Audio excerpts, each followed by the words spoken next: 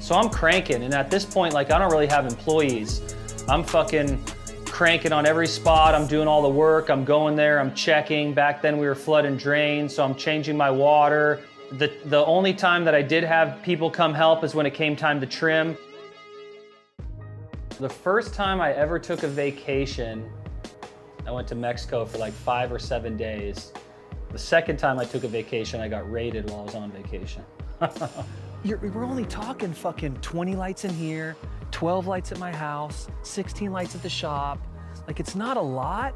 So like, I don't have foot traffic. I'm doing work every day. I'm trying to live the front. Like, I didn't look the part. I didn't play the part. I didn't smell the part, and they just showed up one day. There was like 50 fucking cops. The feds came in, full fucking FBI thing. They had a fucking rig out here, some semi-rig with chains hooked up to the door, and they were trying to get the door open. It was a mess.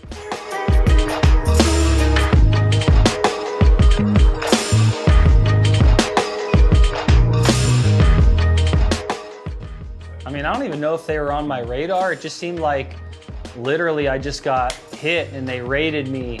And then like when all the information came out and the search warrants, and it was just weird.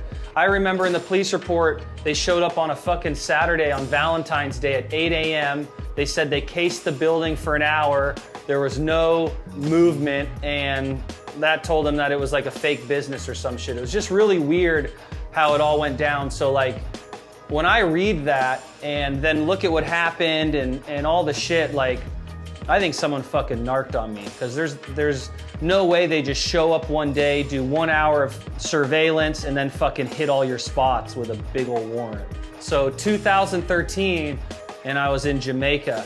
And I remember I was there with a very good friend of mine, and he came to my room, knocked on the door.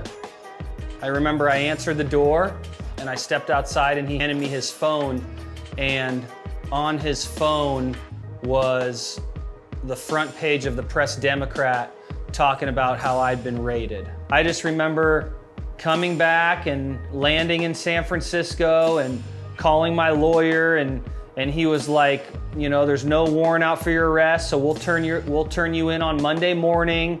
And so the first thing I did was I drove to my shop, and the shop was just fucking annihilated. Like, the whole front of the building was destroyed.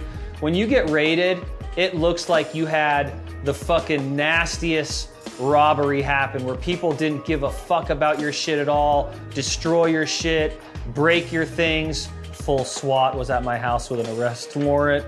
You know, obviously I knew it was coming, so it was pretty smooth, you know, so I'm arrested at that point, and I think they're taking me to jail, and I'm waiting for them to take me down to jail, and I just realized, I'm like, wait, so they're not taking me down to jail. They took me directly right to the fucking police station and put me inside of a interrogation room. This was the first time that I met the fucking pit bull detective on this case. And, you know, he came in and just had a lot of questions, and I was just right from the gate, you know, I was like, look, I mean, no disrespect, but I'm not answering shit. In the beginning, it wasn't so bad. You know, I'm like thinking, okay, man, I got charged with cultivation, but really what I'm thinking is like, what the fuck am I gonna do? Like, all I know is cannabis and weed, and I've been doing this since I was fucking 18, and I've already pressed the reset button once and started right back up again, and it just didn't seem like I could start up again. You know, like, I got these dudes breathing down my neck, like, I mean, they're coming to my house, they're fucking, it's almost as if I'm getting raided over and over again, because at that point I'm on felony probation, and even though I haven't been charged, I'm still put on felony probation. So anytime they want to come and search my house, my vehicles, anything like that, they can apprehend me. When this gang's fucking with you, nothing's safe. There's no hours at the day, you can't lock the door, you have no protection, they do whatever the fuck they want. This whole process was just weird. Like, I went into the shop and it's all torn apart, and went into the movie theater and there's like straws and fucking like Coke baggies on the counter and those test kits, and I'm like fucking tripping. I'm like, oh my God, they're planning drugs on me. They're gonna get me on this other shit. I was so out of my mind at the time. I was convinced Like when you start getting into those bad areas, you start thinking some fucked up shit's happened to you, dude. You don't even need to be on drugs and you're paranoid as a motherfucker, dude. And I'm thinking they're doing all kinds of shady shit to me. And so I went to court fucking like 5 days later, and then they rearrested me and charged me with all kinds of new charges and told the judge that they wanted these charges separated from the other ones, so I would have to spend more lawyer costs, I would have to fight multiple cases, and I would have to go to court more often. So they were fucking with me pretty good from the beginning. And at this point, I'm thinking it can't get any worse. Can't get any worse at this point.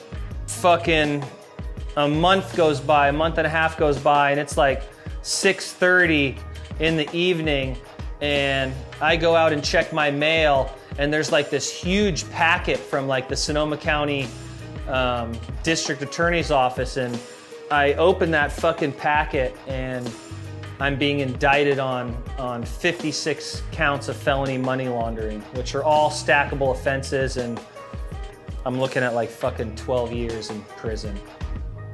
I was fucking scared, I was angry. I fucking called my lawyer's office extremely angry. Why didn't you guys tell me? They didn't even know about it. Like, I was literally in court. I've already been indicted. I've already faced my charges. I've already post bail.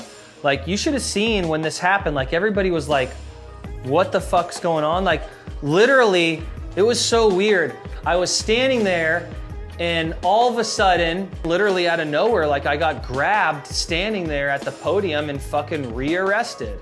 My lawyer had never seen it in his 40 years of practicing. It was a really weird situation, and I got rearrested, put back into jail, had to post another fucking bond. The deal that they're offering me is take the full charges and do, I think they're telling me to do 10 years in San Quentin. I mean, I got busted. Like, it's not like there's no evidence that I was doing this.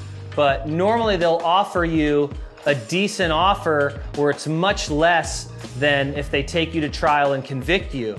But my situation, they weren't offering me any deal. They were just saying like, you can take the full charges. So I'm like, well, there's no deal on the table. I'm going to trial. Like, we fought that, and we fought it, and we fought it. And man, we had a judge one day throw out like, threw out 42 of those money laundering charges.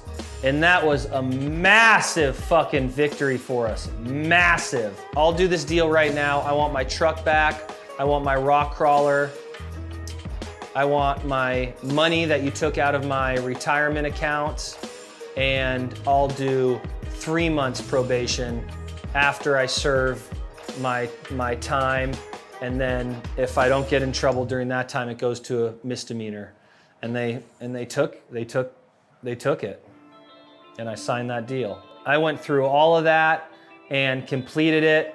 Got my felony turned into a misdemeanor, and then had that misdemeanor expunged. So as many L's as I've taken in all these losses, like, I've had huge blessings. So like, looking back, as bad as everything was, as bad as things were, I also had these monumental wins. So like, my life was definitely this yin and yang, but I was like tightrope walking on the dollar. You know what I'm saying? Like, I barely had enough to get through this shit. Rooms are harvesting indoor that are like paying for other shit. It was just like a fucking total like rob Peter, pay Paul kind of fucking situation. You know, it was hard and challenging at the same time.